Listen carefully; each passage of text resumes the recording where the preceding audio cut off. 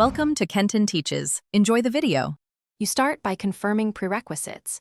Check Android version and any vendor power management overrides. This matters because standby behavior differs by OEM. Once done, install the target app normally and disable battery saver and extreme power profiles. These interfere with standby adjustments.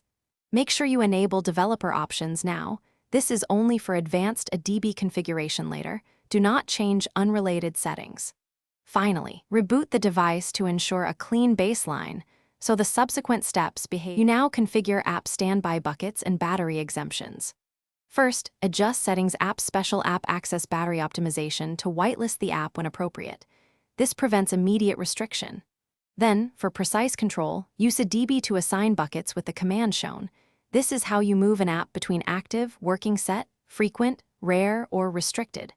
Once applied, verify behavior with Dumpsies and the app's logs so you can see whether background jobs, alarms, and network access reflect the intended bucket.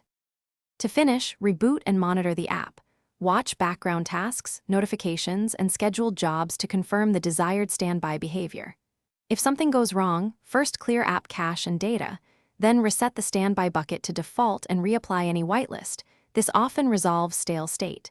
Make sure to check vendor power-saving menus and test in safe mode to isolate third-party interference. One key troubleshooting tip: if notifications fail, revoke battery exemptions, reboot, then re-grant them. This forces the system to rebuild app background permissions and timers.